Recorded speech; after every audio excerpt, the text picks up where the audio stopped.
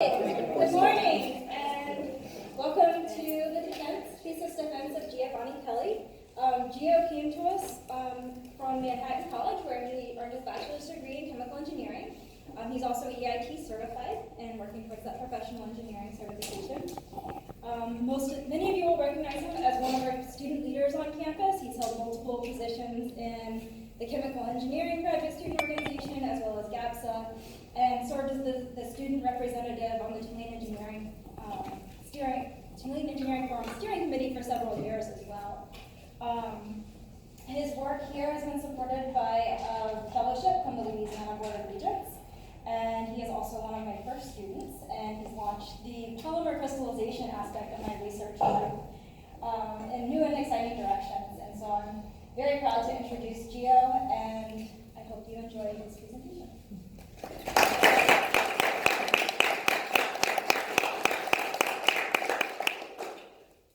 Well, thank you very much for the introduction, and thank you all for being here.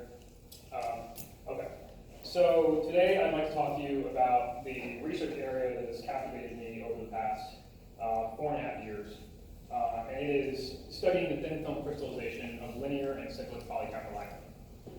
So the things we look at are, characteristics that are specific to polycaprolactam in thin and ultra-thin films. But also we look to see what that tells us about polymer crystallization in thin films in general and polymer crystallization in general. So let's get started. The reason why we care so much about crystalline polymers and why it's a big area of research and has been for decades is because semi-crystalline polymers are used in a wide variety of applications. So things as simple as polyethylene packaging you may get at the store, to Teflon coatings, all the way up to more complicated applications such as cell scaffolds and drug scaffolds. And the reality is that as we move further into the 21st century, we're going to have to, enhance these applications. You would hope that these applications get better and better over time. And the way that we do that is by tuning the crystallization, because a lot of these applications rely on some of the characteristics of crystal energy. So crystal size, nucleation density, optical properties, biodegradation, and biocompatibility. So the way we're going to work to enhance these applications over time is by having a deeper fundamental understanding of crystallization and crystal energy. So that's part of what this work is working towards. So what do I say when I mean the polymer is crystalline or semi-crystalline? What I mean is that these polymers are able to form varying amounts of well-ordered crystalline domains. And they do so in a pretty characteristic hierarchy, structural hierarchy. So if we study these polymers in the bulk on a larger scale, look at the macrostructures in these films, we'll find that they form what are called spherulites. And spherulites are just spherical macrostructures that are comprised of lamellar bundles. And these lamellar bundles are comprised of alternating layers of crystalline regions and amorphous regions. So basically crystalline regions that are sandwiched by polymer chains that have no crystalline order. And if we look deeper into these crystalline lamellae, we find that they form crystalline unit cells that the characteristics of which are based on the polymer, the side groups, and the chemistry of the polymer itself. And we as researchers are we're geared pretty well to study these things from a morphology level, right? So if we're looking at the larger structures like spherulites, we can look to optical microscopy. If we want a little bit of a deeper look into the lamellar bundles or the lamellae, we can rely on atomic force microscopy that gives us a closer look into some of these structures. And if we want to go even deeper and look into the crystalline, the molecular level crystalline structure, we have some X-ray scattering techniques like GI wax, GI sacs, that let us probe into the characteristics of the actual unit cell. So in this work, we've asked ourselves a number of questions in the hopes of learning a little bit more about polymer crystallization.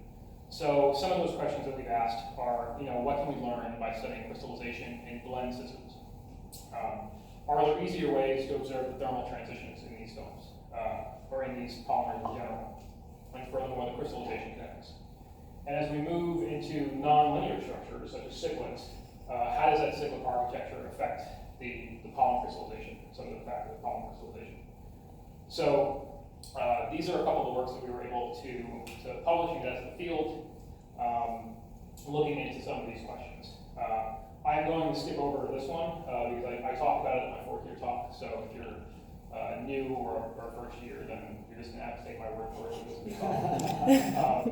So I'm going to start with the second project, which is looking into the thermal transitions in these semicrystalline films.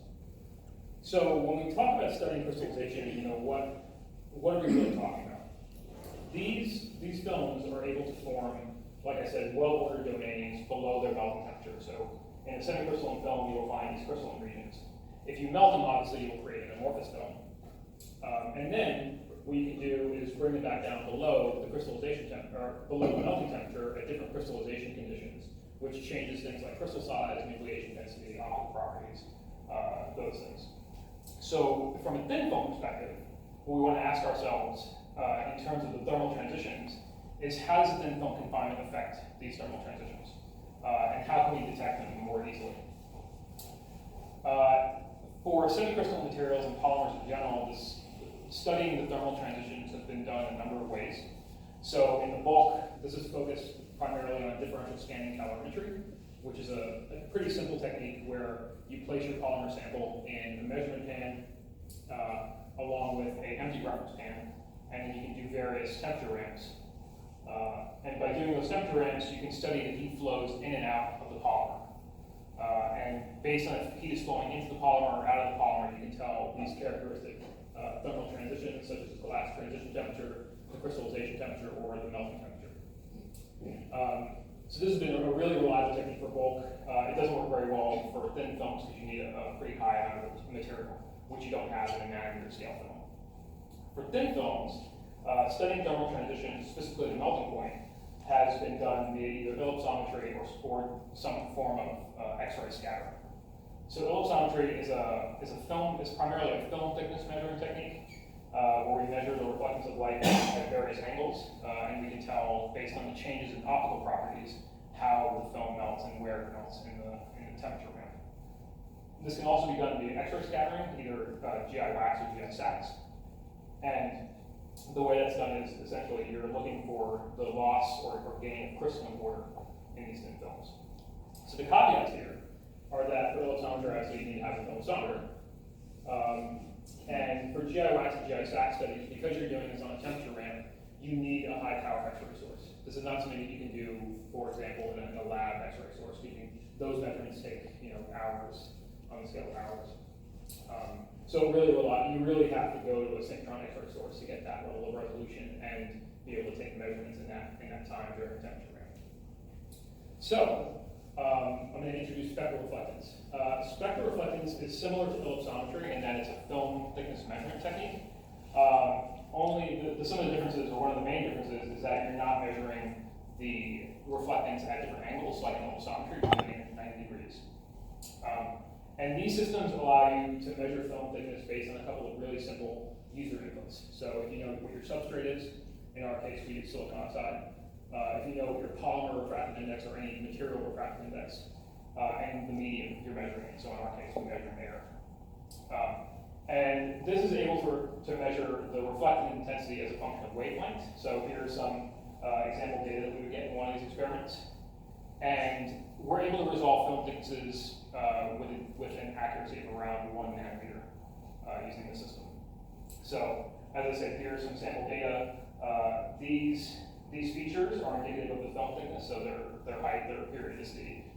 That's how the system is able to resolve your film thickness based on your user measured model. So it's a really reliable technique for measuring film thickness. So I'm sure some of you may be asking, how does film thickness help us for measuring thermal transitions? This is some example data of a 336 nanometer styrene isoprene styrene block of polymer film. Right?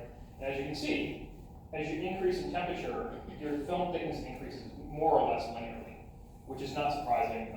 This SIF block of polymer is an amorphous, it's a non-crystalline polymer, so you wouldn't be surprised to see it expand linearly as a function of its thermal expansion coefficient. Right? Now, if we study instead a semicrystalline polymer like PCl, or polycaprolactone, you see that it has a pretty characteristic expansion profile as a function of temperature. So does anybody want to take a guess as to what the melting point of PCl is? 57. That's close, okay. So, the literature value of the melting point of PCL is around 60 degrees C, depending on molecular weight, some other factors. So, as you can see here, we can take apart this trend with temperature. As you can see here, 25 degrees C, at the beginning, nothing really exciting happens. Then you have this really rapid increase in film thickness, and you have an inflection point where the trend again becomes linear. So we're pretty excited when we found this result because it correlated so well with the literature values of melting point for PCL. So what we wanted to ask ourselves was, how precise is this measurement? How close would it be to the actual melting point in this thin film? And the way we did this is we did some in situ grazing incidence wide angle X-ray scattering measurements at Argonne National Lab. So similar to how we did the spectral reflectance measurements, where we took measurements every either 5 degrees C or every degree C. We were able to take scattering measurements as a function of temperature. So at every temperature we measured, we get this two-dimensional scattering pattern. As you can see here, these bright yellow regions are indicative of the crystalline order. So we can study that as a function of time. If we take this graph and integrate it, we get what you see below here, which is an intensity versus Q plot. As you can see from this data, you have these different crystalline peaks, which are indicative of PCL and crystallinity. What this data allows us to do is calculate the effective degree of crystallinity. So the way that we do that is we can pull out, we can use a Gaussian technique, for example, and pull out the individual peaks. So here you have 3 crystalline peaks, and then one broad amorphous peak. And with that data, we can effectively calculate the degree of crystallinity as the ratio of the crystalline peaks to the entire peak area. And what that allows us to do is put this data side by side, the degree of crystallinity data alongside the film thickness data. And then we can analyze what we see. For example, if we look at the degree of crystallinity data from 25 degrees C to about 52 degrees C, we don't see anything really exciting happen, right? Around 53 degrees, we see a very, very rapid decrease in degree of crystallinity, which is roughly where we see a very rapid increase in film thickness. And then finally, where we lose our evidence of crystallinity in GI wax is where that inflection point occurs in spectral reflectance. So this is an exciting result. It really validated how precise this method for measuring melting point would be. So why do we care about melting point in thin films? A lot of the studies that are done in thin films are kinetic studies, right? And what some people have shown, especially in thin films, is that certain polymers in certain conditions suffer what's called melting point depression. So here's 2 examples of some data. Here where they're changing your substrate and your film thickness, and there where you're just changing your film thickness. And as you can see, as you get thinner in film thickness, your melting temperature drops. And it's important to know that because if you're doing any kind of kinetic studies and your melting point changes, that's going to change your kinetics. So it's important to know, one, the existence of melting point depression, as well as the magnitude of how low it drops as a function of film thickness. So, with that in mind, we use this technique. Our original spectral reflectance measurements were done using 500 nanometer films. We then moved on to thinner films. So as you can see here, we started at 500, we moved down to 100, around 50, around 30, around 20. So this is our trend of observed TM with film thickness using the spectral reflectance technique. And this result told us one of 2 things. Either spectral reflectance was not able to discern melting point depression, or PCL does not exhibit melting point depression. So with that in mind, and because we saw this trend, we moved on to a different semicrystalline polymer in polyethylene glycol.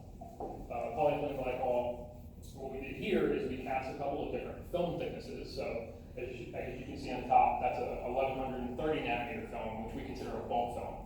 And when we measured this via spectral reflectance, we found that that inflection point occurred roughly around the literature value for melting point pay.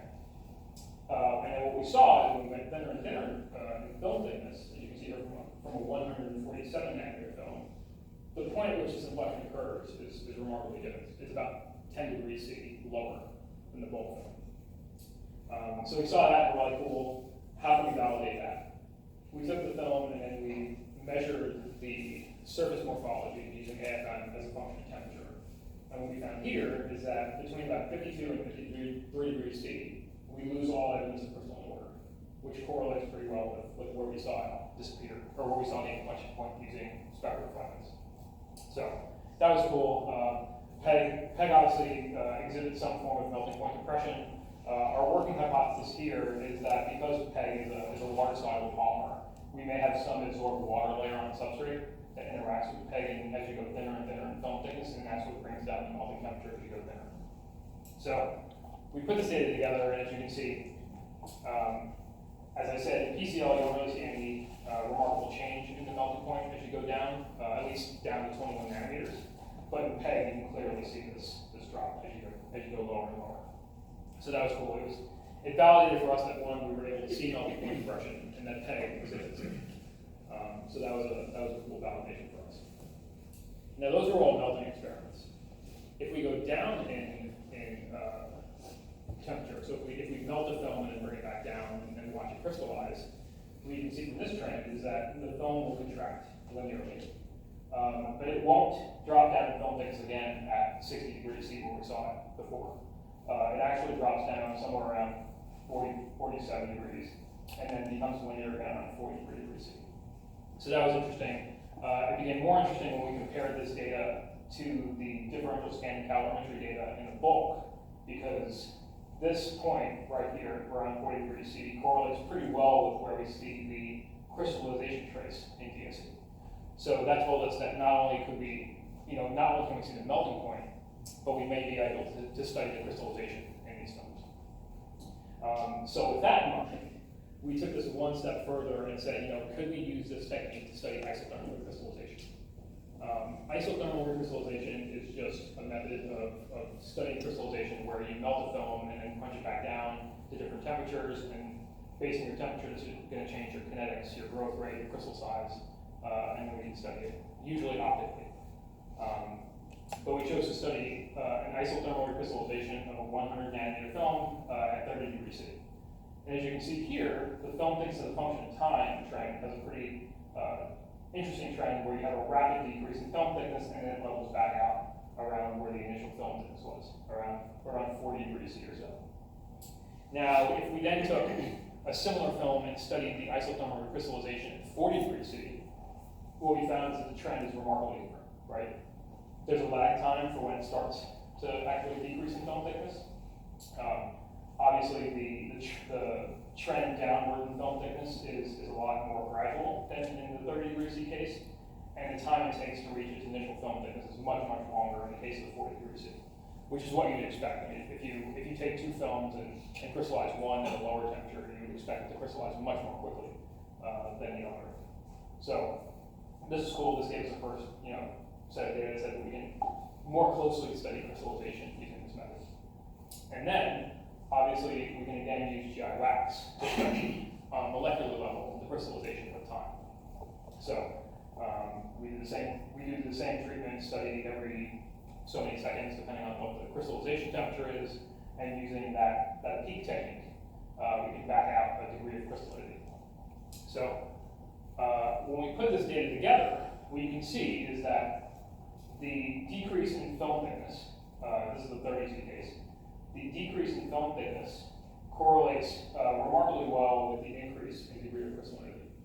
And we can quantify that using the crystallization half time. So crystallization half time is usually calculated via DSE. It's the time it takes for the system to get to reach 50% relative crystallinity. So if we use that notion in the GI wax degree of crystallinity, we find that the half time for GI wax is around 20.1 seconds. If we take a spectral reflectance half time, which we're calling as the time it takes to decrease 50% in film thickness, we find that it takes 21.1 seconds. So these two systems correlate, we feel, remarkably well. And we see a lot of the same results when we look at 40 degrees C, although the crystallization half times are a little farther off in this case, but we see a lot of the same thing where we can study the time it takes for the crystals to actually nucleate, start to grow, and then trail off and compare it with the GI wax measurements. So that was That was a really insightful result, and again, we calculated the half times for these films. Okay, so going back to the melting experiments. So here's some data at around 100 nanometer film. Again, you see this gradual increase and then a rapid increase, inflection point, and linear, right? So in all of the previous experiments, we've been using GI wax to validate our spectral reflectance data, right? By calculating a degree of crystallinity, we can see how precise we were. So that caused us to ask ourselves, can we use the film thickness to predict or calculate the degree of crystallinity without using a middleman in GI wax, so to speak? Could we do it directly from these film thickness measurements? The way we did this was, as I said before, once you reach this inflection point and the film is melted, you have essentially the thermal expansion of PCL, amorphous PCL, with temperature, right? If we extrapolate this back down to 25 degrees C, we can get what the theoretical film thickness of pure amorphous PCL would be. And if that's the case, then this difference is based on the crystalline content of the film. So we can use some of the characteristics of PCL, like the amorphous density, the crystalline density, and the difference in film thickness to back out an effective degree of crystallinity based only on the film thickness. So we did that with a couple of our melting trials and our isothermal trials. Here's the comparison of the data using the spectral reflectance method for calculating degree of crystallinity and GI wax method.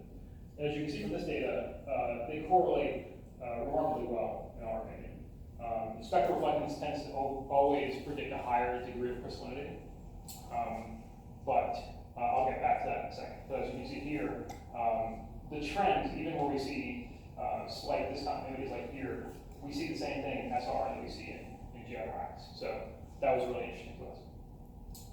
Here's just another representation of that data, looking at the comparison of how they line up. If we go instead to the isothermal crystallization data, they're a little bit farther off.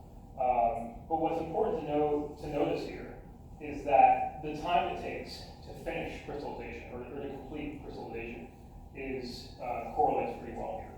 And as I said before, the spectral reflectance does, in a lot of ways, predict a higher degree of crystallinity than GI wax. But it's important to note that GI wax is not the best way to determine degree of crystallinity, just because you're missing some of the scattering pattern. You don't have a 360-degree scattering pattern. So the degree of crystallinity in GI wax may be a little bit lower than it actually is in reality. So we're pretty happy with these results, but obviously the model needs to be improved upon, just fine-tune it and get a better, a more accurate degree of crystallinity. So to summarize this section, we found that spectral reflectance can be used to detect a melting point. We used this technique to measure melting point depression and found that PCL doesn't exhibit any discernible melting point depression, at least down to 21 nanometers. But we were able to show that PEG actually does. Furthermore, we used this technique for isothermal experiments, where we showed that the decrease in film thickness correlates really well with the increase in degree of crystallinity, as calculated by GI wax. And then we created a model to calculate the degree of crystallinity using only film thickness information. Next, I'm going to move on to this project, which is looking at the film stability of linear and cyclic polycaprolactam. So this was a work that we published in Macromolecules. It was our first entry into studying the differences between linear and cyclic polycaprolactam in thin films. So specifically, this work focused on the film stability differences that we see.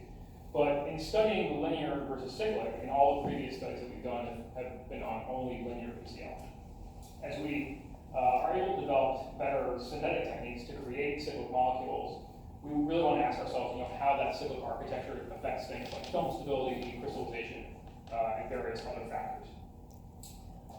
Cyclic polymers have obviously been a very hot topic of research for the past decade or so, and the reason why is because the bulk studies have found some pretty attractive characteristics in these materials. So, for example, in cyclic PCL, it was shown that cyclic PCL shows a slower degradation rate and faster crystal growth. And in cyclic polystyrene, which is not a crystalline polymer, in thin films, it resists glass transition temperature depression. So we've seen some pretty cool characteristics in these materials. So I'm going to go through the synthetic route really quickly. We're lucky to have some really good synthetic collaborators that are doing the synthesis from us. So Farihat in chemistry and Amelia, who's an undergrad in our lab, who just graduated this May. So we have a relatively simple synthesis technique. Simple to explain. I think probably Farihat and Amelia would not call it simple if they're actually doing it. But I'm going to try and explain it in the simplest way possible. So the way this is done is you start with propyl alcohol mixed with your caprolactam monomer. That gives you a linear PCl that has a propyl termination on this end and a hydroxyl on that end. If you then mix that with acetohexanoic acid, you can modify this hydroxyl end group to have a propyl on one side and then an azide on the other. And this is beneficial because if you then use a copper catalyst, you can do copper catalyzed alkyne azide cycle addition, where you can join these two ends to make a cyclic molecule. This is a really cool technique to synthesize cyclic polycaprolactams and other cyclic polymers. It leads to very pure materials. So the synthetic characterization is done using two main techniques. The first is gel permeation chromatography, which is a size exclusion technique, and MALDI. So in GBC gives us some valuable data. For example, if you compare a linear and cyclic polycaprolactam and equivalent molecular weights, you'll find that the cyclic exhibits a longer elution time. And the reason for that is that cyclic PCl has a smaller hydrodynamic radius, so it's able to stick around in the column a little longer than its linear counterpart. So we see that difference, and that's a good verification of the cyclization. We can also use MALDI, so looking at the one molecular weight between linear and cyclic, but also MALDI allows us to get good resolution if we're doing any kind of end group modification. So as we go through the synthetic pathway, we can check the differences and how successful our modifications work. And the reason we use a number of techniques is that I remember from Scott's class that he was very passionate about using multiple synthetic techniques, because when we're doing a close comparison like this between linear and cyclic PCl, I mean, the chemistry is the same, so you want to know that your architecture is what you think it is. So by using these multiple techniques to verify your synthesis, you can ensure your product purity, and what you're comparing is actually what you think you're comparing. So, as I said, some work has been done looking at linear and cyclic crystallization of PCl in bulk. Obviously, we're a thin films lab, so we want to know what the thin film confinement does to this crystallization and how it changes the crystallization in thin films. So, the way you would typically study kinetics in thin films is you would cast the thin film from organic solution, and then to start with a blank slate, so to speak, you would have to melt and recrystallize the film and then do your kinetic studies. What we found when we tried to do this using a linear PCl film around 100 nanometers, we found that when we melted and recrystallized, you have these big openings occur in the film. So as you can see here, it tends to start from the grain boundaries, but you see a receding of the film at those points. So you see exposed substrate here and raised edges, as is shown in this cartoon. So it makes really cool looking pictures, but this de-wetting, this opening up of the film renders the film useless for any kinetic studies and any applications that require you to have a full stable film. So that was not good. Interestingly, if we studied the same thing in the linear and the cyclic case, we found that the cyclic film exhibits no evidence of de-wetting. We don't see the same effect in the cyclic films. And we thought this was interesting because of the various characteristics of cyclic molecules that we thought should make it less stable. One of the big ones is viscosity. They've shown that the linear, if you compare linear and cyclic viscosity, the cyclic tends to have a lower viscosity than the linear, which should make it less stable. So we used AFM to verify this de-wetting. So we took AFM images over some of these features. As you can see here, in the linear case, you have this big, wide, jagged, and deep feature, right? So this feature is roughly equivalent to the film thickness, which is a verification and an indication of de-wetting. If we look at the cyclic, for example, our deepest feature is, if you were going to say, maybe this is a de-wetting spot, it's not. But if you're going to say this is a de-wetting spot, we find that this feature is only around 60 nanometers. So it's just a grain boundary of the crystal. So, the reality is that de-wetting polymer thin films, the de-wetting that we see in linear, has been a problem that has plagued thin film researchers for decades now, especially as you go thinner and thinner in film thickness. And all of this work has tried to better understand the factors that affect film stability. So the gist of what they found is that certain things have a big effect on film stability, such as the molecular weight, and that goes back to the viscosity argument, that as you go up in molecular weight, your viscosity also increases, which leads to a more stable film. Your film thickness, so as you get thinner and thinner in films, your likelihood of de-wetting increases. And finally, the chemistry of the chemistry of the system. So the substrate chemistry, your polymer surface energy, and your end group effects. So because this was such an initial study, we chose to focus only on the end group effects for this work. So to do that, we devised 4 additional linear controls, where we changed the chemistry of the end groups, ranging from hydrophobic to hydrophilic. In this case, we have a hydrophobic molecule that is your propargyl azide terminated PCl, which is the exact linear analog of pre-cyclization. We have 2 controls that have triazoles in them. So the cyclic PCl will have triazole in its backbone. And there have been some question as to what effect that triazole has. Does it lend stability? Does it affect crystallization, etc. So we have a hydrophilic case with triazole and a hydrophobic case with triazole. And finally, we have a purely hydrophobic control, which is propargyl acetyl terminated. And when we study these films, it's ranging from ugly to uglier. Our best varying case was the triazole containing dihydroxy. This wasn't really a surprise because the dihydroxy is more hydrophilic and it's going to be able to interact better with the substrate. But as you can see here, it's pretty terrible when you try to melt and crystallize them. It's worse than our base linear case.